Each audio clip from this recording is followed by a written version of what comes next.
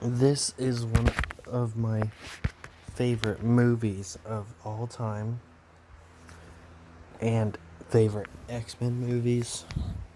Just, one of my favorites. So I'll probably be a little bit biased. Let's talk about the movie now. First off, fight scenes in this are awesome. It has probably some of my favorite fight scenes in movies. It has Nightcrawler versus the Secret Service, Wolverine versus Stryker's henchmen that he has attack the house. And Wolverine versus Lady Deathstrike is a very cool fight too. Though it's a shame they used her for literally one scene and then killed her off. Sure, she was in other scenes, but she never talked. Didn't really do anything, didn't show her powers until that scene, because it was a big reveal. And the big reveal, she did a few minutes later. Still a really cool fight though. Kitty Pryde is in this movie again. I honestly forgot she was in this one. And she does a little bit of stuff, but really not that much. She escapes from Stryker's henchmen, and then later she gets some files to convince the president to help them. And that's it. So I guess she does help a lot for the last thing, but she still wasn't a major character. Banshee is in this movie. She is during one of my favorite fight scenes, and then I don't think we ever see her again. Jubilee's back, but different actor, a bit older. I'm pretty sure it's a different actor anyway. I don't think they aged that much in 3 years, because the other one was pretty young. But I've been wrong before. And she doesn't have her costume anymore though. Just has a black leather jacket. She has like one line, and that's asking Storm to help her, and then Storm saying her name to confirm that's her. And then Colossus is in here. He has like 3 scenes, and only one of them is him turning into Colossus. He has a scene where Rogue and Iceman are talking, and he has a drawing of Iceman getting shocked. And then there's a scene where he saves a bunch of kids as Colossus. And then he immediately turns it off. I mean, it's not like soldiers could come up behind him and shoot him with darts.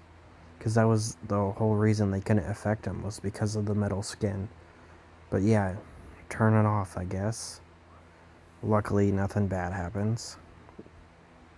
And then he peeps his head in the doorway near the end of the movie, and that's it.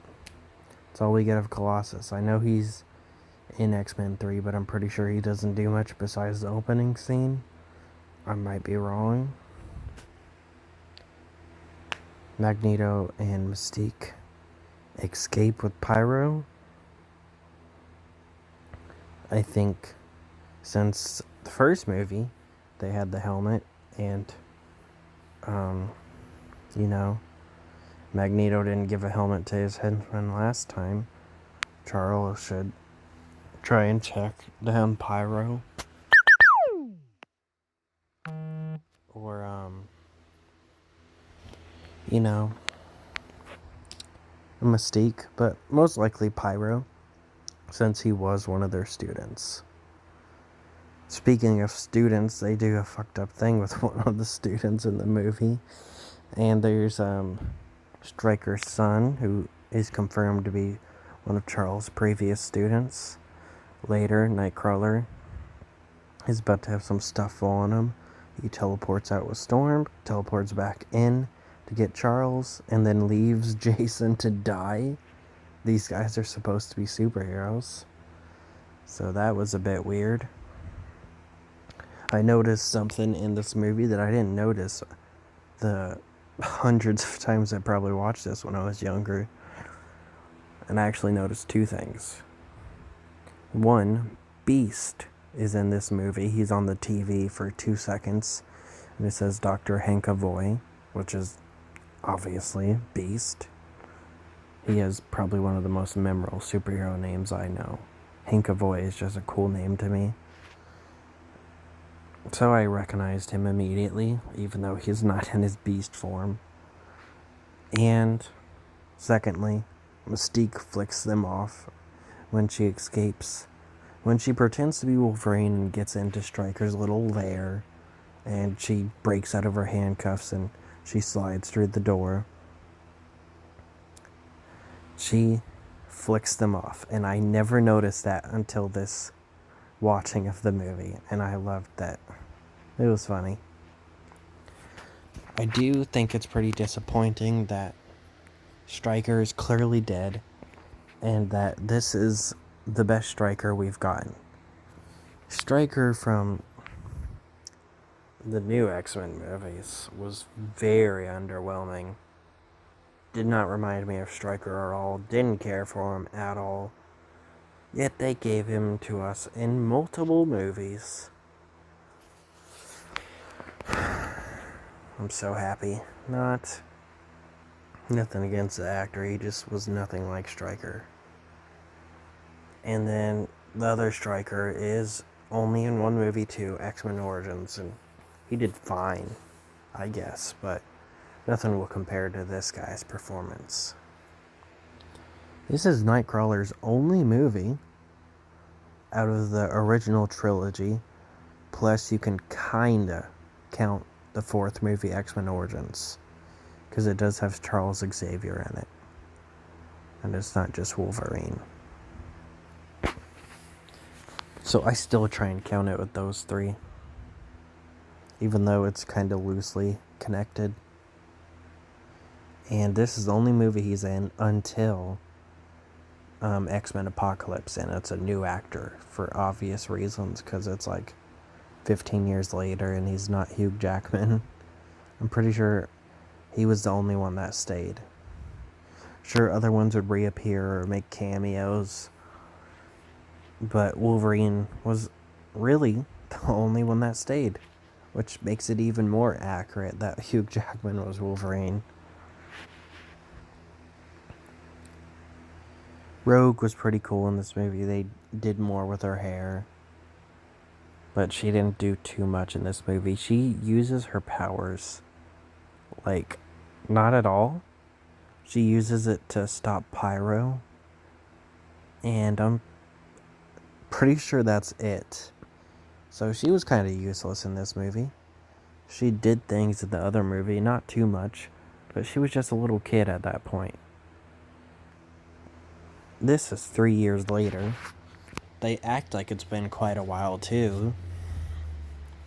They don't confirm how long it's been since X-Men 1, but they act like it's been a while.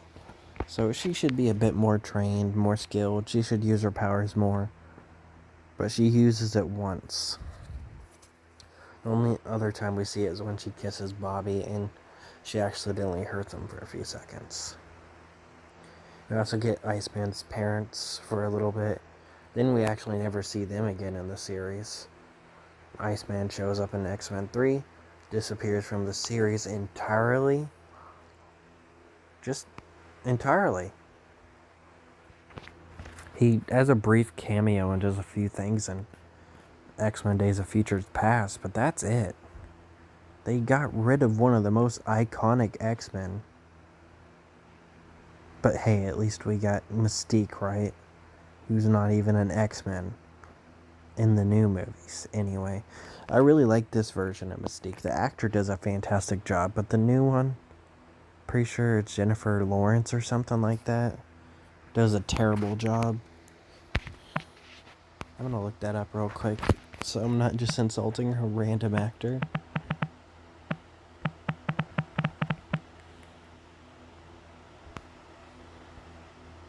Yeah, it's Jennifer Lawrence. I fucking knew it. But yeah, X-Men, Iceman, I'm pretty sure, is literally one of the most iconic X-Men characters. And they just tell him to fuck off after X-Men 3. Unless you count, like I said, his brief appearance.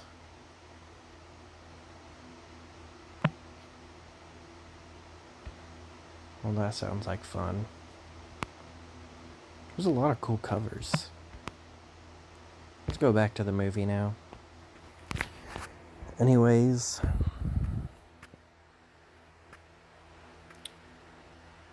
what else? I did want to criticize this movie for one thing, but after watching it, I can't criticize it for that. And that's, I was wondering why they didn't put Magneto back in jail after he helped them. And he escaped in the helicopter, that's why. Because a lot of X-Men 3 wouldn't have happened if they put him back in jail. Unless, he escaped. I'm pretty sure he's not in jail in X-Men 3 and he's already out. Because of the fact that he escaped near the end of the movie.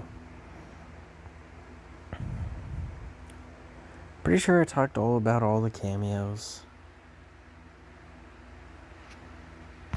Storm does some stuff that she does do in the comics, but from what I saw in X-Men 1, I assumed her powers didn't work when she was inside, since they had Cyclops blast a hole in the roof just for her to be able to use her powers.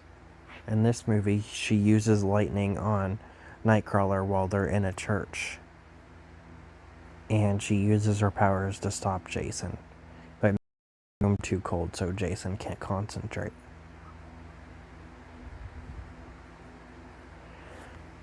So I guess they tried to make her more useful, but they never really did anything with Halle Berry, which sucks because she's a talented actor. They never really do anything with Storm through the entire series, even when she's recasted. And she is one of the most powerful mutants and one of my favorite mutants. If I remember X-Men 3 correctly, I just wish they would have had Jean sacrifice herself and do a completely different movie than what they did. Because the ending of Jean sacrificing herself works way more than whatever they tried to do with X-Men 3. So you can expect a probably mostly negative review on that movie. But I absolutely love this movie. And I guess that's about it.